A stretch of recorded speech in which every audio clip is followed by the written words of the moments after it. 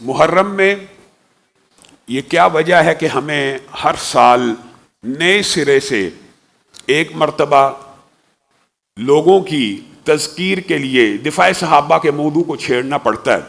یہ بڑی عام فہم بات ہے، یہ کوئی مشکل بات نہیں ہے، اور میں مقتدر حلقوں سے اور ذمہ داران سے یہ بات کہنا چاہتا ہوں، آپ اور میں ہم دونوں چاہتے ہیں کہ محرم امن اور امان سے گزرے۔ ہماری قطعاً اور ہرگز یہ خواہش نہیں ہے کہ محرم کے اندر لڑائی ہو، فرقہ وریت کو پھیلایا جائے، فسادات ہوں۔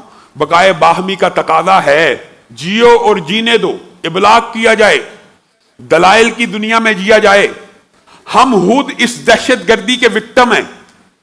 آپ کو کیا پتا کہ اگر کسی کا باپ شہید ہو جائے یا دنیا سے چلے جائیں، آج 37 برس ہو چکے ہیں، خاندان اور گھر والے اس سانحے کو بلا نہیں پائے۔ کون چاہتا ہے کہ اس کا بھائی، اس کا باپ، اس کے بچے مر جائیں، کٹ جائیں، فرقہ وریت کی دلدل میں پھنس جائیں؟ کوئی نہیں چاہتا۔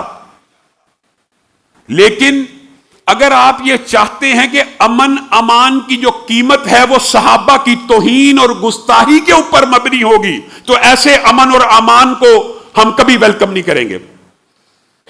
معاشرے میں امن کمیٹیاں بنی ہوئی ہیں، اچھی باتیں ہونی چاہیے، لیکن ان کا کردار کیا ہے؟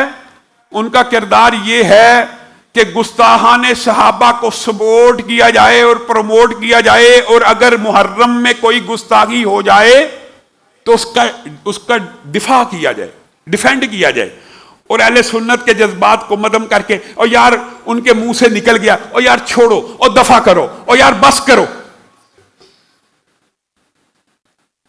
میں لاہور کے ڈی آئی جی، تمام ڈویژنز کے آر پی او اور وزیر اعلیٰ پنجاب اور مقتدر حلقوں سے صرف ایک مطالبہ کرنا چاہتا ہوں کہ امن و امان کا بڑا آسان فارمولہ ہے، کوئی راکٹ سائنس نہیں ہے۔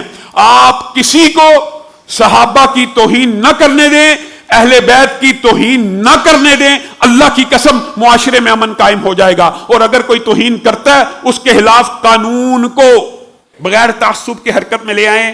آپ نے 75 برس سے امن کمیٹیوں کا سسٹم چلا لیا، اور امن کمیٹیوں والے بھائی ہمارے بھائی ہیں، ہماری جماعت کے لوگ شامل ہیں۔ اہل حدیثوں کو، دیوبندیوں کو اور بریلویوں کو میں یہ کہنا چاہتا ہوں کہ آپ نے 75 برس گستاخوں کے سامنے پرچے نہ کرنے کا بند باندھا۔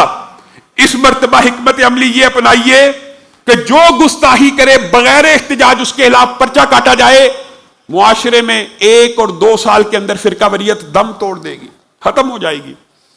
اگر صحابہ کے خلاف توہین کرنے والوں کے خلاف مقدمے بغیر احتجاج درج ہونا شروع ہو جائیں، اللہ کی قسم گارنٹی سے کہتا ہوں معاشرے میں امن قائم ہو جائے گا۔ ہم کیا چاہتے ہیں؟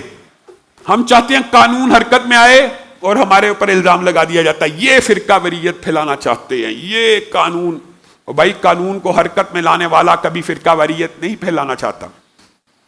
لیکن اگر آپ چاہتے ہیں کہ ہر سال کی طرح اس سال بھی سیدنا عمر کے اوپر تبرہ کیا جائے، سیدنا عثمان کے اوپر تبرہ کیا جائے، حضرت ابو بکر کے اوپر تبرہ کیا جائے، ٹی ویوں کے اوپر چلایا جائے، سوشل میڈیا کے اوپر چلایا جائے، اور اس گستاخی کے بعد امن کمیٹیوں کو متحرک کیا جائے، یار اپنے اپنے مکتبہ فکر کے علماء کے جذبات کو ٹھنڈا کرو، اب ہو گیا، اب گزر گیا، اگلا سال آئے گا دیکھی جائے گی، تو یہ رویہ قابل قبول نہیں ہے۔ اگر حیدرآباد کا کوئی ملعون سیدنا عمر کے پتلے کو جلاتا ہے تو اس کے خلاف مقدمہ درج ہونا چاہیے کہ نہیں ہونا چاہیے؟ یہ عجیب امن کمیٹیوں کے لاہے عمل ہیں، یہ عجیب اجلاس ہیں۔ کتنا آسان فارمولہ، جو گستاخی کرے سنی ہو یا شیعہ ہو، اہل سنت میں سے کوئی اہل بیت کی توہین کرے، ہم تو کہتے ہیں اس کی زبان ہی کاٹ دو۔ تو شیعہ علماء کو بھی سامنے آنا چاہیے نا، جو سامنے آ کے بے بانگے دہل یہ بات کہیں، جو سیدنا ابو بکر عمر صحابہ کی توہین کرے ان کی زبانوں کو کاٹ ڈالا جائے۔ اگر اس کے اوپر اتفاق ہو جائے تو باقائے باہمی کی یہ فضا معاشرے میں قائم ہو جائے گی۔